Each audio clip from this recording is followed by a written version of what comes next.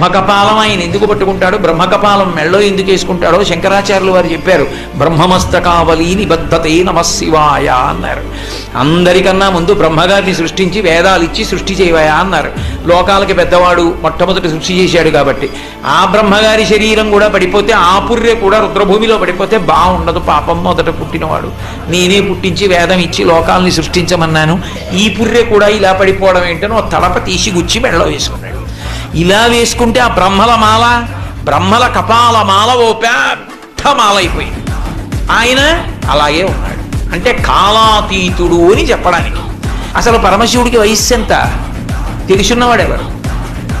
అందరికన్నా ముందు పుట్టినవాడు ఆయన. పుట్టినవాడేమిటి, ఉన్నవాడు ఆయన. అన్నీ వెళ్ళిపోయిన తర్వాత అన్నీ తనలోకి తీసుకుని ఉండిపోయేవాడు ఆయన. ఇంకా ఆయనకి వయస్సు ఏమిటి?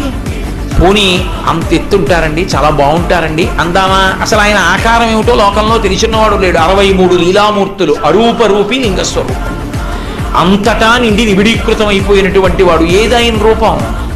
పుట్టుకేమిటి ఆయన? ఆయన మహానుభావుడు, ఉన్నది ఆయన ఒక్కడే.